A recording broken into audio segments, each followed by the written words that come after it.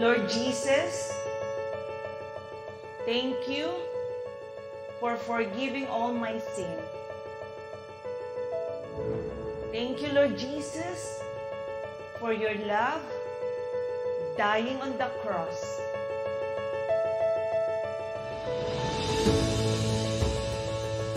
Lord Jesus, be my Lord, be my Savior, and be my Master. Thank you, Lord Jesus. Holy Spirit, thank you for your fellowship right now.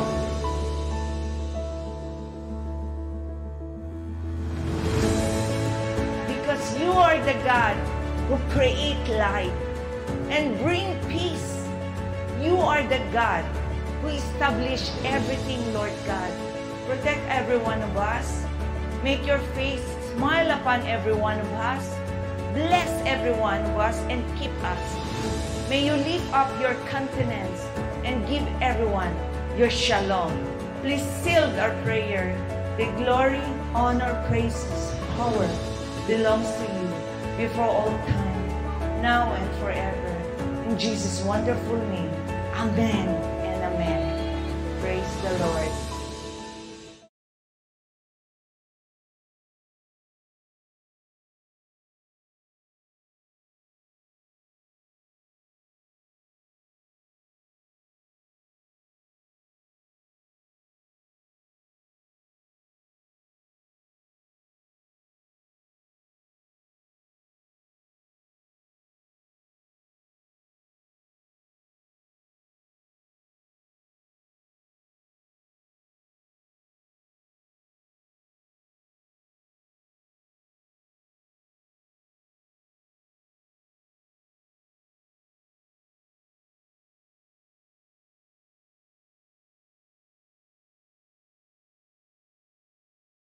Sabihin mo! Sabihin mo! Energy! Energy!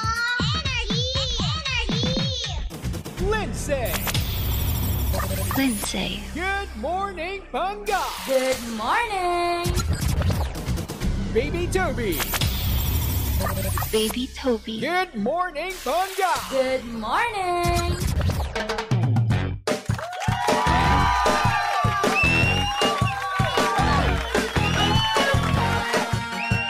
106.7 Energy FM. Pagka, huwag mo sabihin radyo.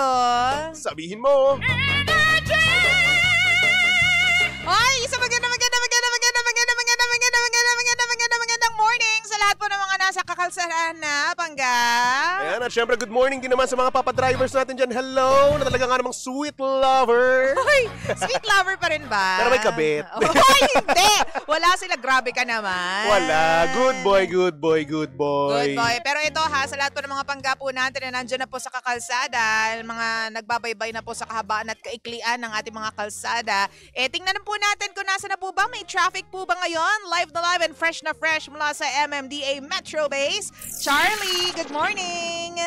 Good morning, DJ Lindsay and Baby Toby. Ganon din sa mga tagapakinig ng Energy FM Manila. At sa mga oras na ito, atin ang tingnan ang lagay ng traffic sa ilang mga pangunahing lansangan sa Metro Manila. Tunahin na ito natin itong southbound lane ng EDSA na kung saan moderate to heavy traffic na mula po dyan sa may bahagi ng Balintawak Market hanggang dito na po yan sa may Bansalangin. At muling magkakaroon tayo ng moderate to heavy traffic din dito na sa may Monte de Piedad sa Cubao. Tuloy-tuloy naman yan hanggang sa may Shaw Boulevard sa Mandaluyong. Mabagal na rin ang daloy ng mga sasakyan pagdating ng Guadalupe hanggang Buendia. At ito naman po yung mga kumakanan na papasok ng Makati Business District. At mabigat na rin ang daloy ng traffic dyan naman sa may paakyat ng Magallanes sa flyover all the way to Taft Avenue. Samantala northbound naman ang EDSA, moderate to heavy traffic din mula dyan sa may Park Avenue hanggang Taft Avenue. At muli po tayo makaranasan ng moderate traffic pagbaba ng Magallanes sa flyover hanggang sa may Buendia MRT Station. Dito rin po sa may bahagi ng Guadalupe, nagkakaroon ng konting build-up yung mga pababa ng JP Rizal. At pagdating naman dyan sa may Reliance sa Mandaluyong, bahagyang babagal din ang daloy ng traffic hanggang sa may Guadix at Ortigas MRT Station. Moderate traffic naman dyan sa may Santolan, paakyat ng flyover at tuloy-tuloy po yan hanggang makarating na dyan sa may Nia Road. At mabagal na rin ang daloy ng mga sasakyan sa may paakyat ng Quezon Avenue flyover at tuloy-tuloy yan hanggang dito na sa may Dario Bridge na kung saan ito po ay apektado ng isang vehicular accident sa pagitan po ng isang bus at isang L300. Samantala ang Katipunan Avenue naman magkabilang direksyon, light traffic sa mga oras na ito at ang C5 southbound lamang po pagbaba ng C5 Libisa flyover. Mabagal na ang daloy ng mga sasakyan at tuloy-tuloy yan hanggang sa may Bagong Ilog sa Pasig. Samantala northbound naman ng C5 mula po dyan sa may tapat ng Heritage Park sa Taguig or Pinagsama Village, mabagal din ang daloy ng traffic hanggang sa may McKinley intersection. At muli tayo makaranasan ng pagbagal dyan sa may paakyat ng C5 Libisa flyover hanggang sa may intersection ng B. Serrano at Katipunan Avenue. Ang Mindanao Avenue naman sa mga oras na ito, ang southbound lane po nito yung mga nanggagaling po ng Quirino Highway, nakakaranas din po ng mabagal na daloy ng traffic hanggang dyan naman yan sa may panulukan ng or intersection ng Congressional dahil nga po sa isang vehicular accident din na isang truck na bumangga po sa traffic lights at yan ay wing van po yon. Nakaka-apekto po yan sa daloy ng mga sasakyan. Ayun lang. Yes, samantala ang number coding naman natin ngayong araw ng Miyerkules ay para sa mga plakang nagtatapos sa number 5 and 6 at kasalukuyan ang ipinapatupad yan hanggang alas 10 ng umaga. At muling magbabalik ang number coding ng alas 5 ng hapon hanggang alas 8 ng gabi. Pero pwede silang bumiyahe between 10 a.m. to 5 p.m.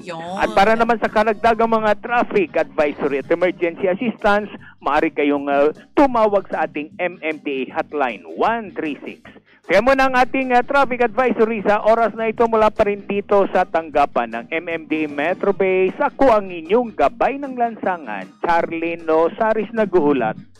Bye! Thank you very much, Charlie! Thank you so much. Alam mo, DJ Lensei, ako ay natatakot. Bakit? Ang galing ni Sir Charlie. Grabe!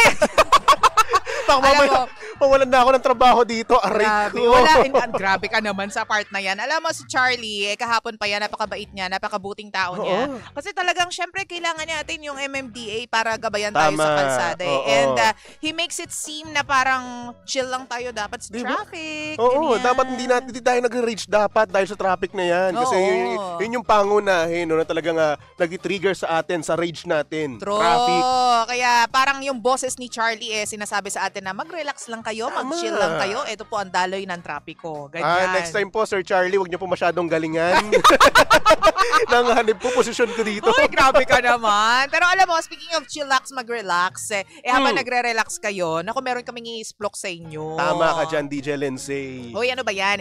Kasi naman, habang nagre-relax kayo, ang isusplok namin talaga yung paraan para makapag-enjoy kayo, di ba? Oo, kasi kung ako sa inyo, no, basta magre-relax kayo, samahan nyo na rin ng konting laro. Diba? Yung exciting dapat. Oo, kasi nga naman sino ang may ayaw ng fun and exciting na laro, lalong-lalo na kung boring ang oras mo, di ba? Kung mahilig ka sa Tong Its at iba pa, tara na sa Game Zone! Unbelievable sa Game Zone dahil you play a real game of Tong Its with real players for free. May chance ka bang makasplit ng over 34 million pesos at may chance ka pa claim up to 14,640 pesos daily. At syempre, ang makuhang cash credits ay pwedeng gamitin sa panglaro sa kahit na anong game at kaya rin itong i-cash out. May dalawang event araw-araw kaya kung G ka na, visit gzone.ph and social media accounts on Facebook, Instagram, and TikTok at Tara Game Zone. Diyan sa Tong Its, Tara Game Zone. At syempre, mapangga, lagi niyo pong tatandaan na ang gaming ay dapat fun lang. Visit pagcor.ph/regulatory or email keepitfun@pagcor.ph. Promo runs from January 1 to December 31, 2025. EGLD reference number MKTG-2024-0 0917-859-2564. Gaming for 21 years old and above only. Gambling can be addictive.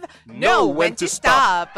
Uy, nako, speaking of stop, hindi na talaga nasa stop talaga yung paglago at saka pagdami ng fanay nitong si Pablo, ha? Siyempre naman, lalong-lalo na ngayon, DJ Lindsay. Uy, bakit? Alam mo ba ang latest? Ito na nga. Alam mo ba ngayon si Pablo? Oy, si Talagang, Pablo! alam kong crush mo to. Uy, hindi oh.